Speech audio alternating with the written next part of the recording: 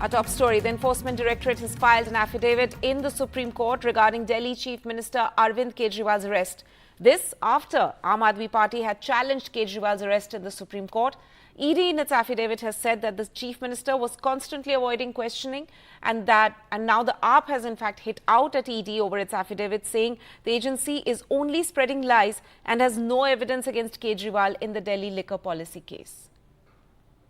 ED in the top court has now in fact said that Kejriwal's argument that his arrest before the election is against the principle of free and fair elections is totally not correct. You know, what they continue to say is that any person, no matter how big his political influence be, if he's arrested due to sufficient evidence, it will, certainly that is done to not spoil the election process.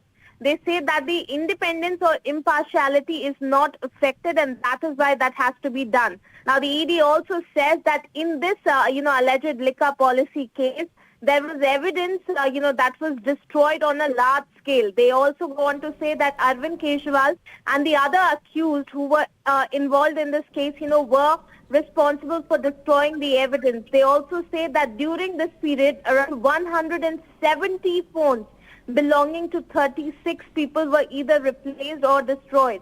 They also say, in fact, that Kejriwal was in fact issued summon 9 times, but he did not appear for questioning. He tried to avoid investigation. This is what the Enforcement Directorate has said in the top court, to which now the Aam Aadmi Party has replied. Now, what they in fact allege is that ED is, only spreading lies. That is the statement that has now come from the Aam Aadmi Party. Aam Aadmi Party also alleges that ED is working, like a political wing of the BJP. They also allege that ED does not have a single piece of evidence over the allegations that they are making. So certainly we are again seeing, that the Enforcement Directorate versus Aam Aadmi Party war of words, it certainly continues to intensify. Now, the Delhi police team has joined the Salman Khan firing case investigation, and they have in fact travelled to Mumbai and questioned the accused who have been arrested in this case. In fact, Delhi police is specifically looking at the Lawrence Bishnoi gang's link to this particular case, and as per sources, the accused duo who have been arrested met Bishnoi gang members in Haryana. My colleague Mukesh has more. जो Delhi police की crime branch है और special cell है, दोनों ही Lawrence के gang पर काफी पहले से काम कर रहे हैं और दोनों ही जो दिल्ली पुलिस की यूनिटें हैं, इन लोगों ने लॉरेंस बिश्नोई गैंग के बहुत सारे शूटर पकड़े हैं। इवन जो सिद्धू मूसे वाला मर्डर हुआ था, उस केस में भी शूटर दिल्ली पुलिस ने पकड़े थे। तो सलमान खान का जो फायरिंग वाला केस है, इस केस में दिल्ली पुलिस शुरुआत से ही मुंबई पुलिस को असिस्ट कर रही है और जिस तरह से ये सामने आया है कि जो शूटर हैं वो हरियाणा में लॉरेंस के कुछ लोगों से मिले थे और वहीं से उनको टास्क दिया गया था और खासतौर से रोहित गुदारा जो कि लॉरेंस के लिए काम करता है और राजस्थान का रहने वाला, इस समय वो यूके में है, उसका लिंक भी सामने आया था। तो लॉरेंस का जो पूरा सिंडिकेट है वो नॉर्थ इंडिया में है, तो इस केस का जो लिंक है वो लॉरेंस से है। इसीलिए जो दिल्ली पुलिस की क्राइम ब्रांच है वो आज मुंबई गई थी और मुंबई में विकी और सागर जो दोनों जो शूटर हैं उनसे करीब 3 घंटे पूछताछ की है और पूछताछ के बाद जो इन शूटरों का लॉरेंस से लिंक है, उस लिंक को एस्टेब्लिश करने के लिए जो पुलिस है वो पूछताछ से उसने की है और निश्चित तौर पर पूछताछ में क्या कुछ निकला है ये देखने वाली बात होगी। और उसके बाद दिल्ली पुलिस की क्राइम ब्रांच जो है वो यहाँ नॉर्थ इंडिया में, खासतौर से हरियाणा में जो लॉरेंस का गिरोह है जिसके संपर्क में ये लोग आए थे, उन लोगों से आगे पूछताछ करेगी। Political updates now, and a massive political row has erupted over Congress's Sam Pitroda's comments on inheritance tax. The BJP, that was targeting the Congress over distribution of wealth, immediately latched on to this comment and launched a scathing attack which was led by the Prime Minister.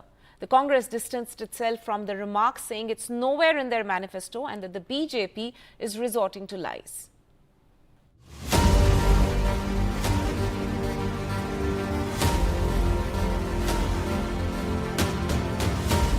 In this supercharged electoral atmosphere, this comment from Congress advisor Sam Pitroda seemed to be a self-goal. In America, there is an inheritance tax. So if, let's say, one has $100 million worth of wealth, and when he dies, he can only transfer probably 45% to his children. 55% is grabbed by government.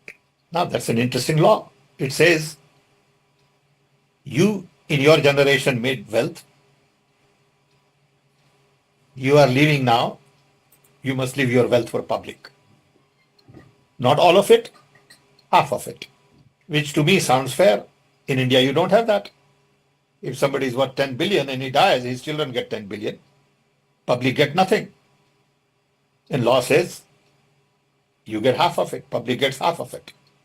So these are the kind of issues people will have to debate, discuss. I don't know what the conclusion would be at the end of the day. But when we talk about redistributing wealth, we are talking about new policies, new programs that are in the interest of the people and not in the interest of super rich only. Sure enough, the BJP top leadership came down on him hard. आप जो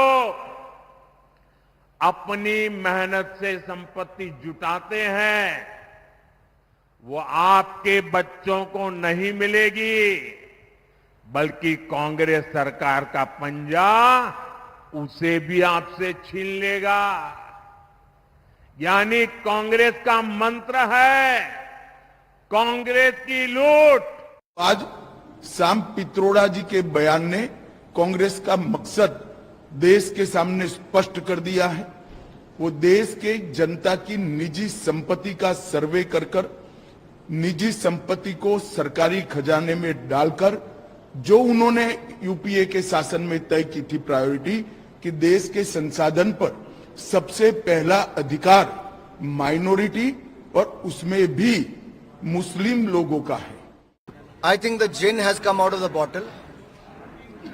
Congress hidden agenda is out, and it clearly shows even after your death they will keep on vasooling.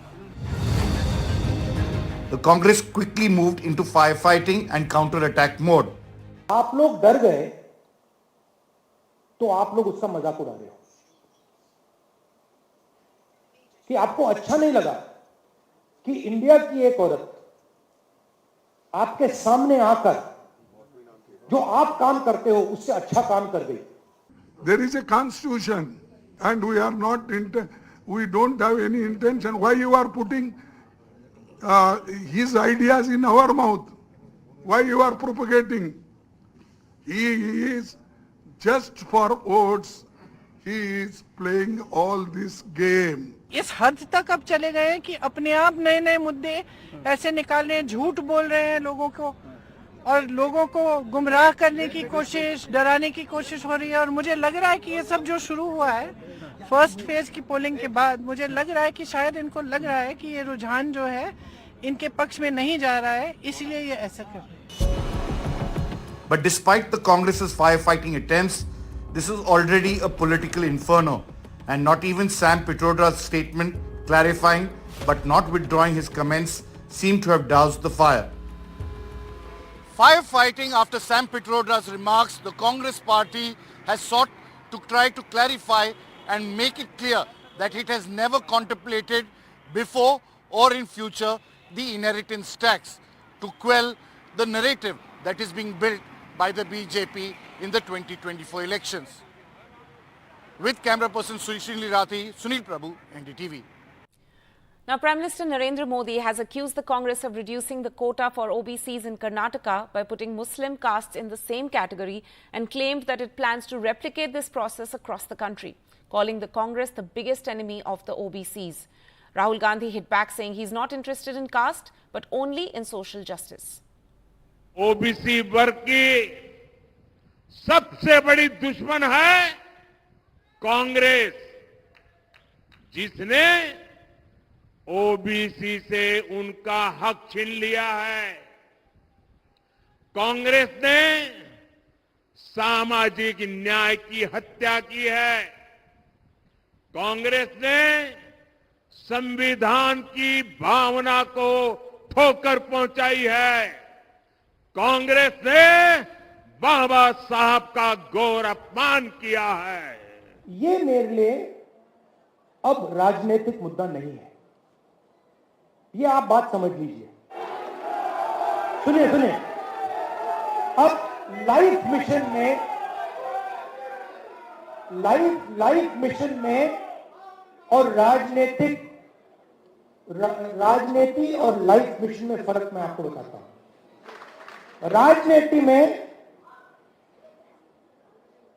राजनीति में compromise किया जा सकता है, life mission में compromise नहीं होता। Now, the Samajwadi Party has confirmed that Akhilesh Yadav will be fighting the Lok Sabha elections from Kannauj. He will file his nominations on Thursday. The BJP had earlier taunted the India bloc, saying both Akhilesh and Rahul Gandhi were too scared to fight the elections from UP. First list of the Samajwadi Party came out that Akhilesh Yadav, there was speculation that Akhilesh Yadav might contest from Kannauj. But, just a couple of days back, day before yesterday, with Tej Pratap Yadav's name coming in the Samajwadi Party list, that he will be contesting from Kannauj, all the speculations were put to rest. But, after that, of course, the local cadre, the local unit of Kannauj was not very happy with the decision. And, of course, then, Akhilesh Yadav, of course, was thinking, contemplated the decision, and then finally today, by the official handle of Samajwadi Party, it was announced that Akhilesh Yadav will be contesting from Kannauj and will be filing his nomination at around 12 p.m. tomorrow. So, very interesting because, in fact, we spoke to the BJP candidate also, Subrat Pathak, who defeated Dimple Yadav in 2019 by a margin of around 12 to 14,000 vote, very narrow margin in the constituency of around 18 to 19 lakh voters. He said that he also wants Akhilesh Yadav to contest from Kannauj because the poll battle will be interesting. So, of course, now Akhilesh Yadav entering the poll fray himself will, of course, make things interesting. We'll slip into a short break at this point. More news and updates on the other side. Stay tuned.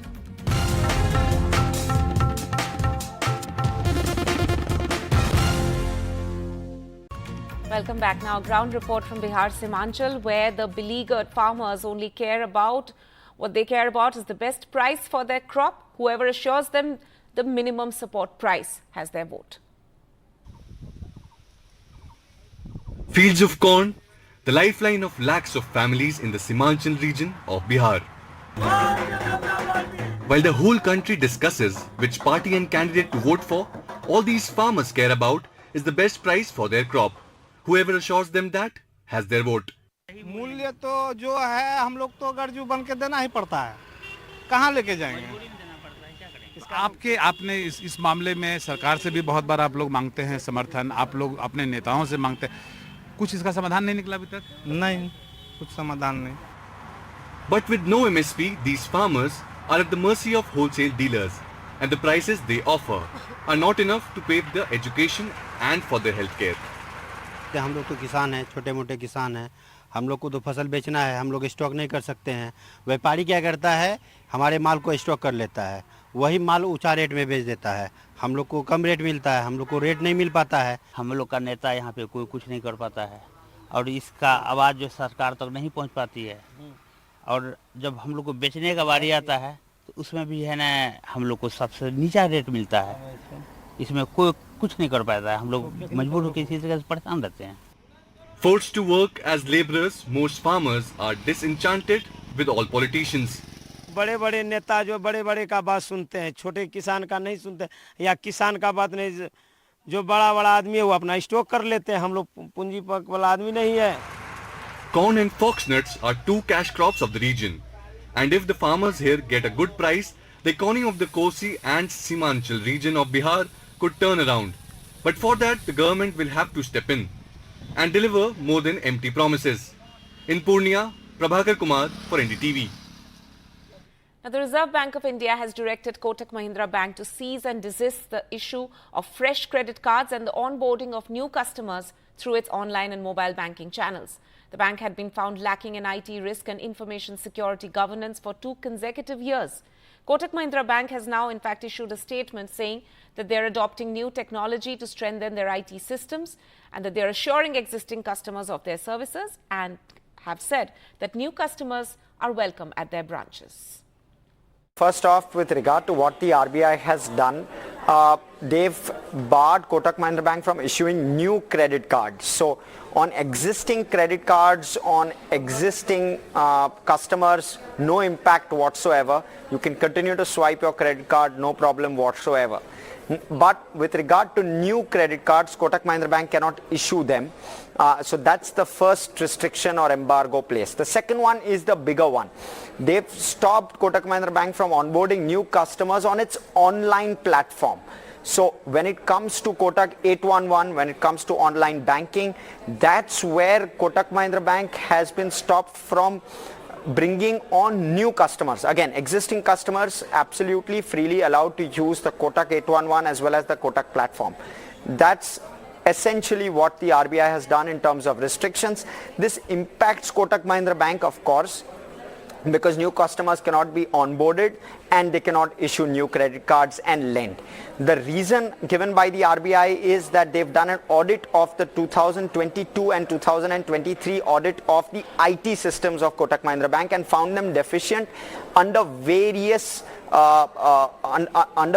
nuances, and the deficiencies have been pointed out. They've engaged with Kotak Bank, but nonetheless they haven't been repaired, and that's the problem that RBI has faced, and which is why they've placed these two embargoes. Now, in a significant consumer-friendly move, the Biden administration has issued final rules to require airlines to automatically issue cash refunds for issues like delayed flights and to better disclose fees for baggage or cancelling a reservation. The U.S. Transportation Department said that airlines will be required to provide automatic cash refunds within a few days for cancelled flights and significant delays. Now, under the current regulations, U.S. airlines were deciding how long a delay must last before triggering refunds. The administration is removing that wiggle room by defining a significant delay as that which lasts at least 3 hours for domestic flights and 6 hours for international flights. The airlines will still be allowed to offer another flight or a travel credit instead, but the consumers or the passengers in this case can reject that offer.